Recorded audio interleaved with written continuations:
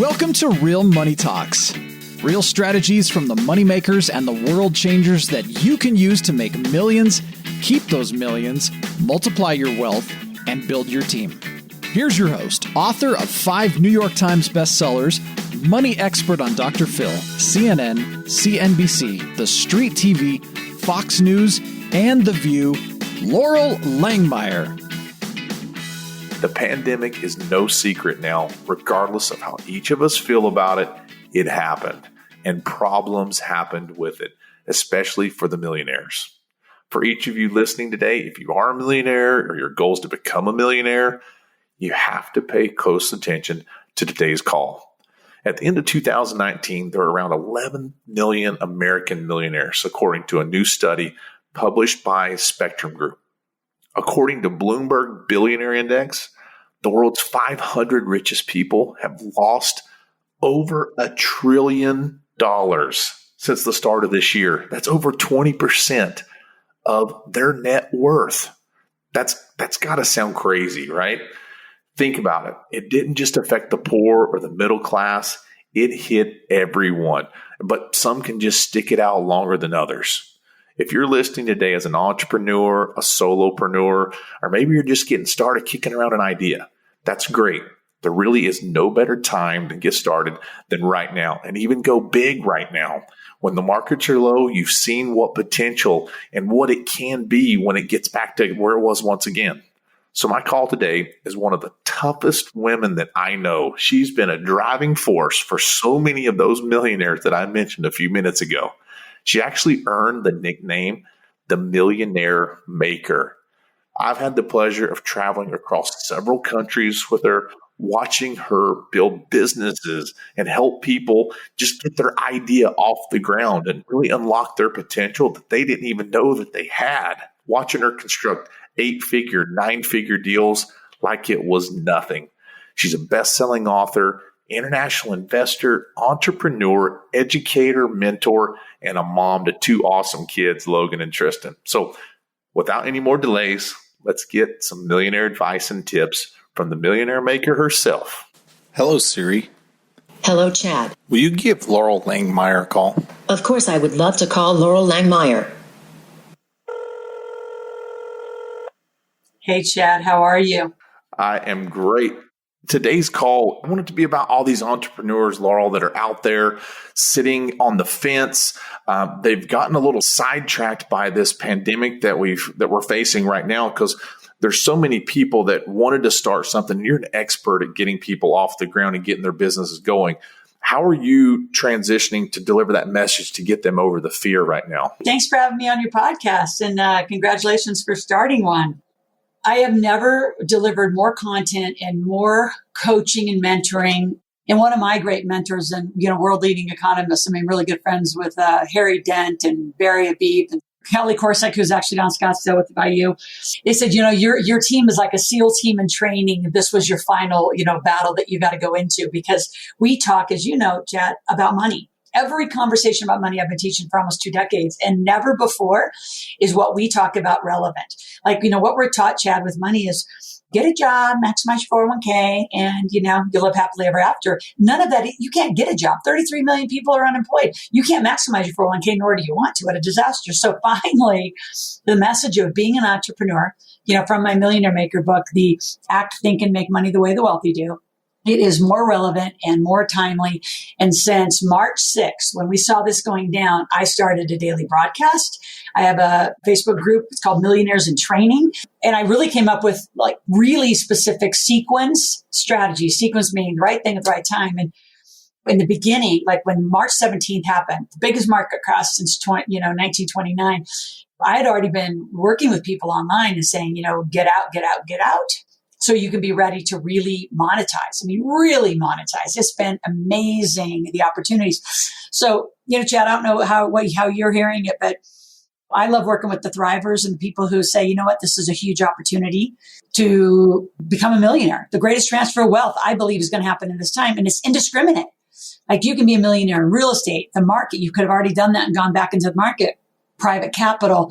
I mean, I'm in private cannabis here in Nevada to, hemp to crypto's got levels in this whole thing. So it's really an interesting time to work across all asset classes, all spectrums of life around the world, and give them some real help on what their situation is. And everybody's different, as you know, with money. You're an expert of getting people to unlock that potential. I was talking about in the intro earlier. I've seen you do this for so many years, over a decade, about people getting started. With the new entrepreneurs, they're beginning to probably shuffle in their mind those doubts. What is something that you do to eliminate doubts in a new entrepreneur or a new investor or a solopreneur or someone with that side hustle? How can they overcome the fear of why today's a good day to start something? First of all, you're unemployed, right? So number one, you have one choice. You can sit and watch Netflix, Hulu, or hang out, right? There's the people who are just surviving, right? And they just need to really get lean. They're the people who are on vacation that need to wake up. And then, like you said, that new entrepreneur, let's go make some money. So how I help people overcome that doubt is I help them make money. I mean, I was in The Secret, and I do believe in vision boards, and I believe in manifesting, and I believe in all of that stuff, but nothing. And you have been in my rooms, Chad, and you were there, I think, in the room where I had 103 people in Florida make $128,000 in a few days. Last week, I put on one of those online. I put the marketplace. It's called my marketplace technology. I put the marketplace online, and I had people making $2,000, $3,000, $4,200.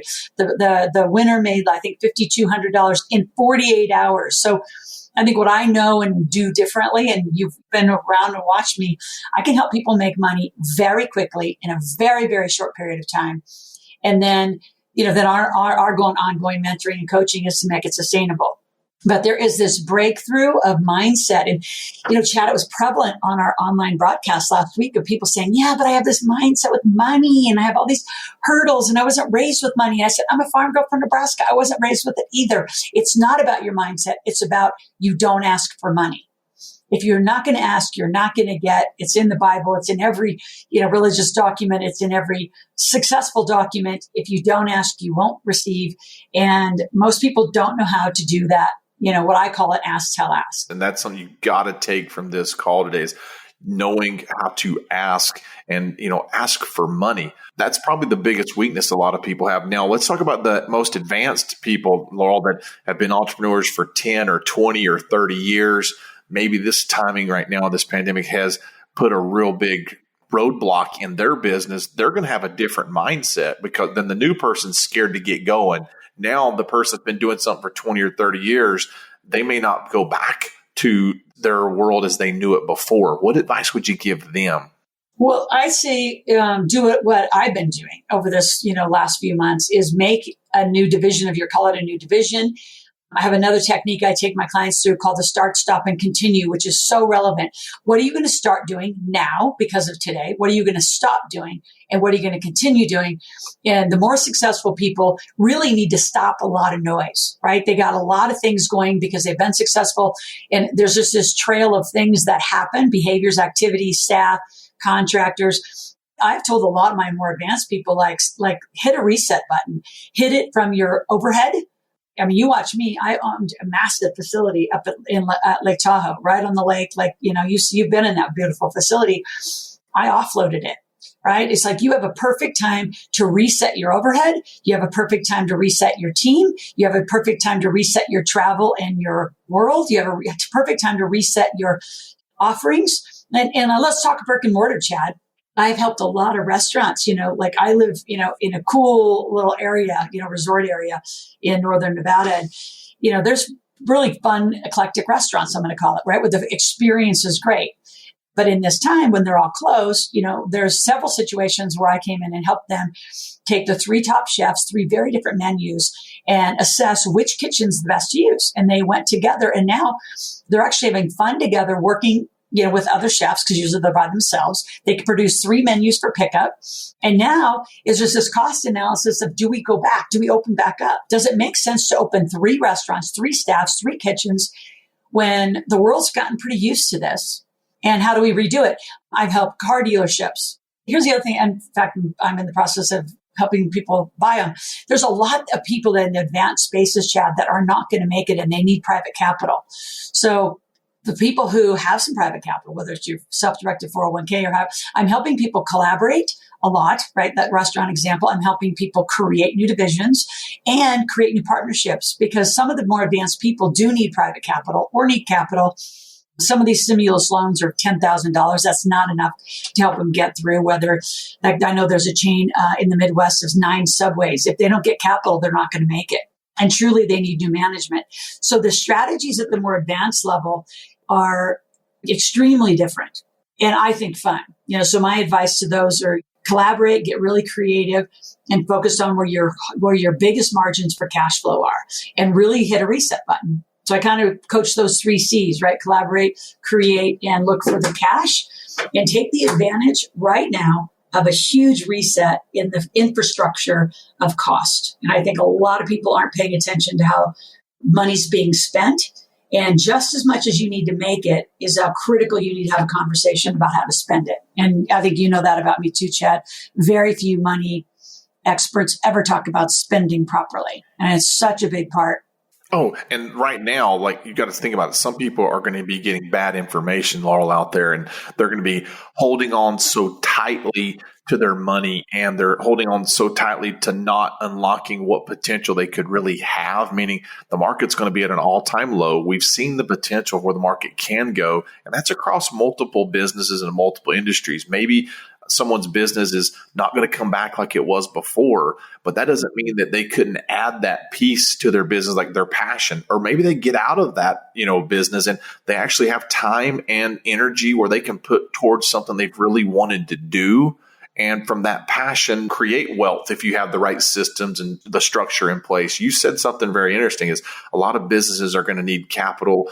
This might be that perfect time for those advanced investors to lock in on a business that needs them, that they can step into and help use their expertise to grow business. I know you're really big on going into companies and, righting the ship when it's been going wrong and sinking, and you've fixed so many things. Like this is almost like that 2007 to 2008 where you can get businesses now cheap and go back in there and build something and to grow it again. How about, what do you think about people that could buy businesses at a good time to do something like that?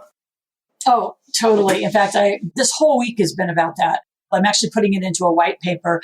Tuesday, I did, I think it was like an hour and a half broadcast on just how to buy. So like I said in the beginning, it's indiscriminate. You can buy anything right now. There's going to be so much. Now, there's so much for sale. The truth is, it's not all today. See, as we come back and I'm doing a lot of strategy coaching right now. The government can say you can open at 25%, but you got to be the entrepreneur. So I'm calling it the economics of the entrepreneur. Do you really want to go back? You can open for 25% if you're break even. Like we have a lot of casinos here in Northern Nevada, and I'm very involved, in Vegas. You can't open a casino for less than 52. And that means you have to have the people come. So that means you may have to have planes flying into Vegas. Like it doesn't work to open at 25%. It makes very little sense for any entrepreneur to open up to say, okay, people come on in. People aren't going to come in necessarily. I said, build it. I have this motto, build it. I guarantee they're not coming, because I think that's a myth and it's a lie. And too many entrepreneurs get burned by it, which is, build it and they'll come. Bullshit. They're not coming. This is build it and collaborate when they're going to come. So, there's 2 sides of this, Chad. There's the entrepreneur, right? The creator of the economy. And then there's the consumer, the employees of the economy. And together, both are necessary to create the supply and demand curve. And so what I say to a lot of them right now, even if you are a smaller player, you're not more advanced. The time to be a shark, Shark Tank's given us the vernacular to talk about what many of us have done for years, which is, buy and sell companies and be part of it and rebuild. I think there has never been a time in the history of our life where it is so indiscriminate for anybody, because you don't even have to be accredited to buy and do private capital and partner into a company. So for example, I have a client who his friend has an auto body shop and they're having a heck of a time. And, do they come back up with all the restrictions? How do they get their guys back to work, their overhead, So I said, well, what does he need for cash flow? So figuring that out, I said, so what if you actually were a $50,000 instead of a loan?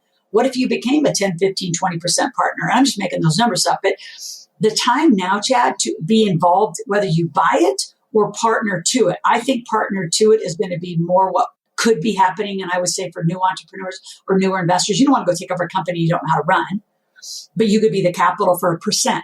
So never before have I been through the rooftop saying, which is why I did this white paper, everybody could be an owner of something, and the homework of something in their community. I said, here's your homework. Drive down, your streets and say, who owns that? Who owns that? Who owns that?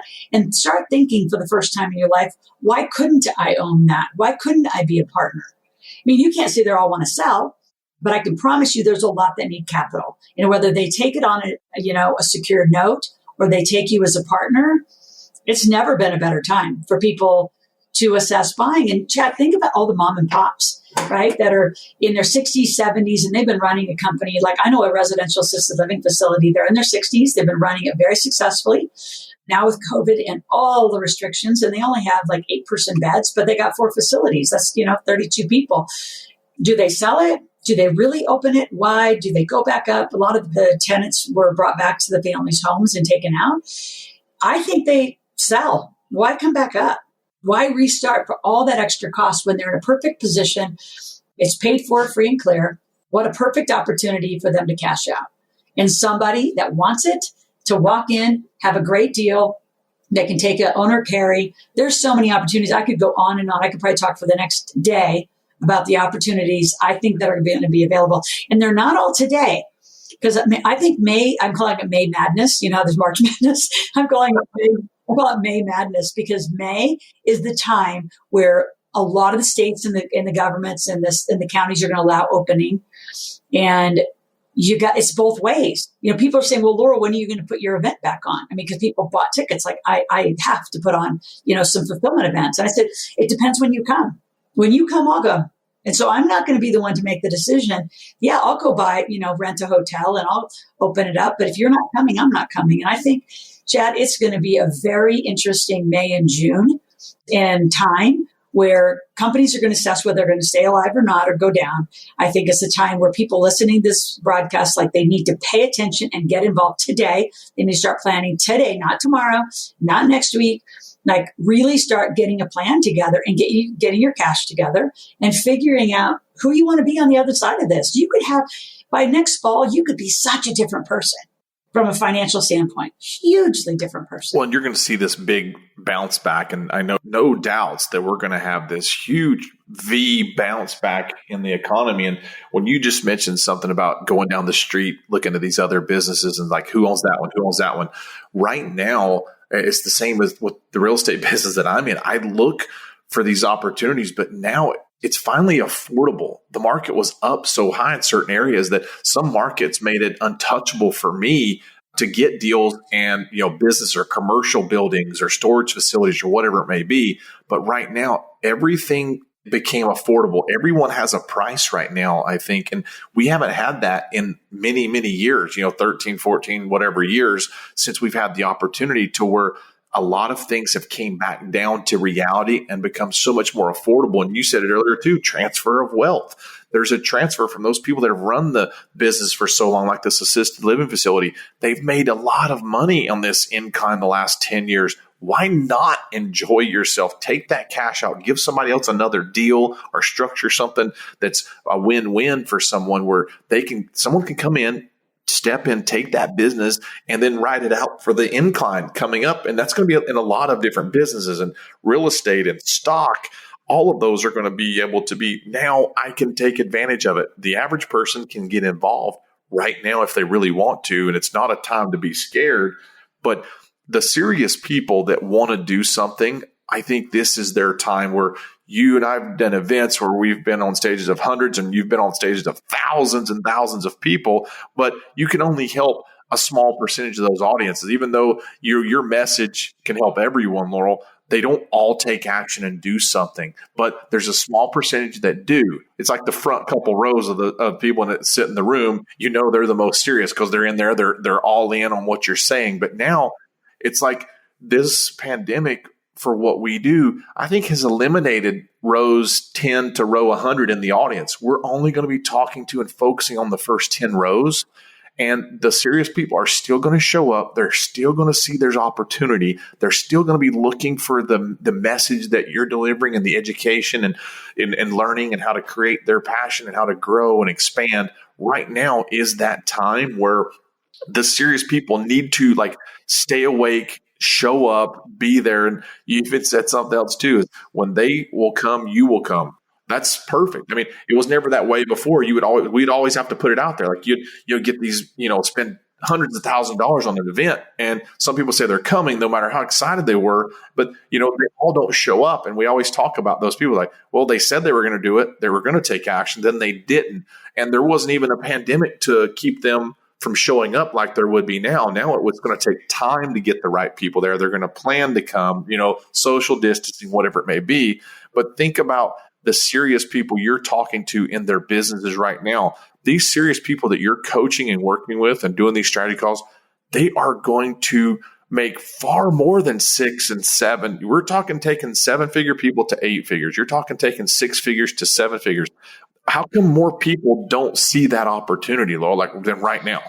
Because they're on vacation is what I'm calling it. I say there's 3 classes of people. There's people who are the survivors, right? Who will always be survivors because they got to make a big choice to shift. I do this marketplace and it, literally when people make money, I need those guys to shift to be entrepreneurs. There's too many people on vacation. To your point, I've had people buy $5,000, $10,000, $25,000, $50,000 programs to learn and then get too busy in their life to come and learn. I look at financial education, which is why I'm so passionate about it. And I've taught it for going on 25 years, 24 years, is you're dealing with money every day. I always say from the minute you walk on the planet to the minute when you walk off, you will be in some financial transaction minimum of every day, whether that's some influence of rent, gas, food, insurance, buying a real estate property, buying a business.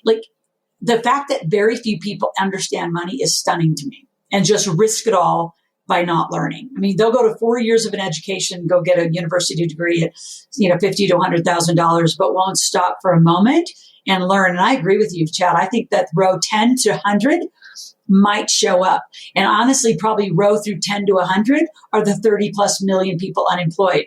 It's the row 1 through 10. And I love that. I'm going to start using that. I want to borrow that. Chad McCall. But it is the people in row 1 through 10. And I bet the people that are in row 1 through 10 attend everything they buy. They do their best to apply it. They're constantly seeking. They're constantly learning it. Even when you're a millionaire, I'm a multi-millionaire, I still have mentors and coaches. I still seek other people's advice. I still seek opinions because I just want to see how people are thinking. Now, you and I are so similar like that.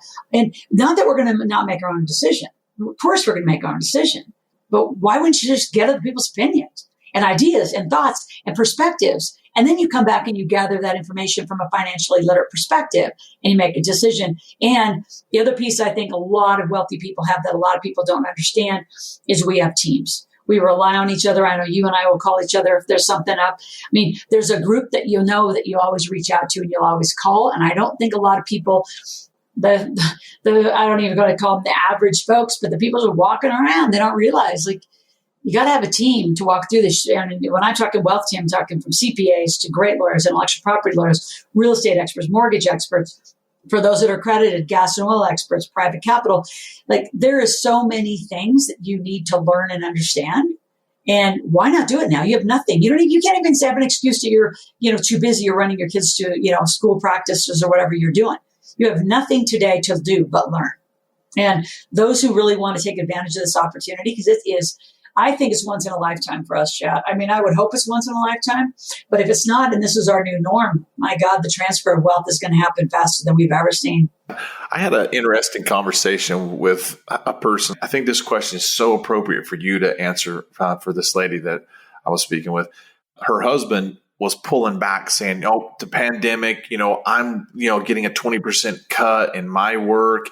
Your business right now isn't a priority for us to put the time and money and investment into to get that going. Because you see a lot of internal struggles, I think, with people where they have one income or they're trying to go to 2 incomes, but then you get that, sometimes it's spouse or business partners. Now this brings out going in different directions or putting the brakes on how do you talk to someone that is not supporting what you're wanting to do, or they're bringing up resistance to this right now in this time, which it's the best time, I think, to do it. But how can someone get through that barrier? Because I know you work with a lot of, you had the best saying in the world, a man's not a plan. And I've used that forever. I think we have a huge opening for a lot of women business owners that are going to be coming out. I mean, I'll say this, women are smarter than men, I think, because we're simpletons. Men are very simple people. Women are better at a lot of stuff. And I know that I can see women coming out of this and it being a surge of women entrepreneurs over the next 2 years. But I think there's going to be resistance in the homes and in their, relationships and marriages and things. Well, I think, what's interesting, again, to my comment that, very few people actually intentionally learn and study money, which is why, I put the Millionaire Maker game, there's Monopoly, there's cash flow, and I help put cash flow, Kiyosaki's game on the map. And then I have my own game, Millionaire Maker. So the Millionaire Maker is a place where I tell families to get money conversations into their home because they're not used to it. And now is the perfect time, because I don't care who you are. As you started this whole broadcast, everyone, including millionaires and billionaires, have been affected with their money. So what better time to say, you know what, let's pivot. Money's now going to become part of our family conversation. I'm going to put a game around the table. We're going to talk. And when it comes to resistance, nothing has drummed up and really instigated money issues and money fear or worthiness or whatever is going on psychologically with money more than this pandemic. So what's interesting is there is resistance because people are confronted in ways they have never, call it a, 2-income family and they're both unemployed. That probably has never happened to them. One might have wanted to transition. And so you got all sorts of money issues. And if they've never talked about money, you got all sorts of weird, silence in the house. So this is the time to come up with money conversations. I love helping families come up with money conversations and money rules. When it comes to the resistance or the my husband won't support or my wife won't support, I have a couple perspectives. And number one is the person that is probably resistant has allowed the person who wants to do something to spend family money. And then because they weren't well mentored or coached, they spent a lot of money and did nothing. So to the person's credit who's saying, no, we're not going to go spend more money, because the person doesn't know how to perform or is in some wrong mentoring or coaching system or, they spend a lot of the family's money and produce no result. I know, thousands of families are like that. But to the other side, there's a values, at the depth of all of it, it's the value structure of who you are and what do you want for your life? Do you want a better life? Do you want a bigger life? Like you and I don't have to go do all this stuff. We are fine. We were fine a long time ago. And I don't use the word fine lightly. I could have exited this years ago. And in fact, I'm doing more content teaching ever now than I probably have in the history in one time of my career. Why? Because people need it. And I think it's selfish and a ripoff. And here's what I would say to those that are resistant. If you have a gift and a talent, like I have a gift and a talent, Chad has a gift and a talent. And if you're listening to this and you have a gift and a talent, which I know you do, and you're sitting on your rear doing nothing, you are the most selfish human walking this planet. Because you're not to the playing field, you're not suiting up, and you're not helping other people. And I have a really strong opinion about that. You know it. Like, I don't have to do this, but how selfish it would be when I've been blessed with all this content and knowledge to go sit on the sideline and say, you know what? My family, we're good. I actually don't need to come to the playing field this time and help these thousands of people. I have more followers now and more people engaging in the message for real. Like, this is kind of fulfillment time for me. I'm finally, people are doing things. And not what Loral says. That's not the conversation. They're doing things for them and their family and their life. Finally. It's finally, you need to do something. So I'd say for the resistant, I'd get way beyond your selfishness and say, what do I need to be doing to help my community come back alive and be a creator in your community instead of a taker? I didn't know if you were going to go there, Chad, but I had to. I've got so many more things I want to talk to you about, but we're going to have to do it again because I know you are definitely busy. Let's do a part 2. Oh, yeah, of course. Now, before we go, how can people get connected to you, find you, follow you, see what you're doing, come experience the marketplace? Definitely something, if you're a listener, you got to look into and watch what happens there. It's a truly amazing experience, when teaching and selling and learning, where it's actually application, not just theory. Tell us the best way that people can connect with you. Go to askloral.com. So ASKLORAL, askloral.com. When you go there, you'll get a copy of my one of my books called Put More Cash in Your Pocket. Read it. Anybody 8 years old and older in your family will get it. Our kids are really smart. You'll get a free software that makes sure that you never lose money in the market again. And you can join my Millionaires in Training Facebook group. So if you go to askloral.com, ASKLORAL, just, start there, jump in, start learning. I have tons and tons, hours and hours of content in we call it our MIT Millionaires in Training group. And the marketplace is required. And I was going to say it's only $97. I'm doing it every month now online, and you will make money if you do everything we say. We started on a Wednesday at 5. We end Friday at 5, and we're doing it on a regular basis. And you will make money. Like literally, we had a woman that kind of ended at $5,200 in 2 days, Chad, and she hadn't made money. She told us when she joined, she hadn't made money in 6 months. Her business was so struggling. She got so stuck in her mind about what wasn't working. And she had made money before, but she was really, really stuck and totally broke through and made over $5,000. A lot of people made $1,000. Some people made 20, but you know what? It's new money that you don't have, and it's skills that you will always, always take with you. Everybody, make sure you're connecting with Loral. Follow that. Go to askloral.com. Go in the rabbit hole. Go down the journey of what it's going to take to get you through this pandemic, and also growing over the next couple of years to where you can really come out of this with a running start. So but before I let you go, Loral, I've got to ask you my 3 questions. So I appreciate being on. Let's definitely do a part 2. Are you ready? I'm ready. First one, what's your favorite movie? Oh, wow. My favorite movie.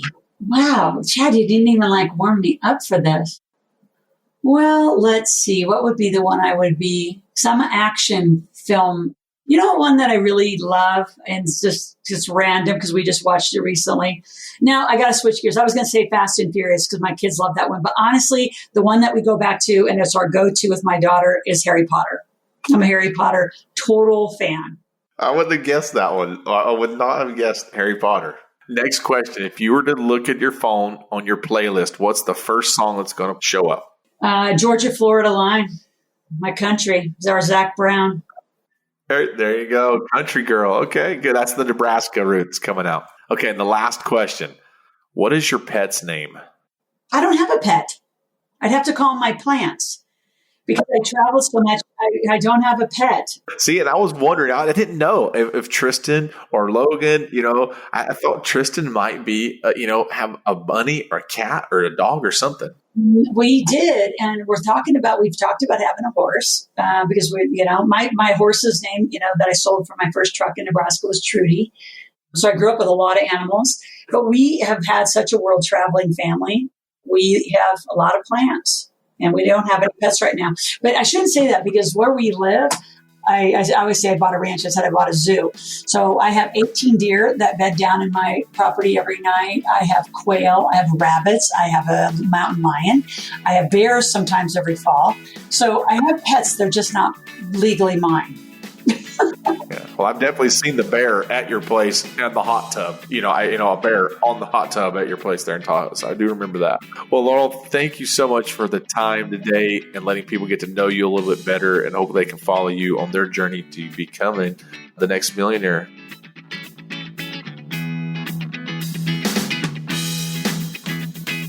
Thanks for listening to the Real Money Talks podcast. Your host has been Loral Langmeyer, author of 5 New York Times bestsellers, money expert on Dr. Phil, CNN, CNBC, The Street TV, Fox News, and The View. Want to learn more about off-Wall Street investing, tax strategies, and multi-million-dollar business strategies? Visit liveoutloud.com/podcast for past episodes, show notes, and resources. For some special wealth-building gifts only for Loral's podcast listeners, visit liveoutloud.com/podcast gifts. Do you have a burning question for Loral? Visit askloral.com to submit your question, and it may just be covered on a podcast episode. So stay tuned and be sure to subscribe to get new episodes every week.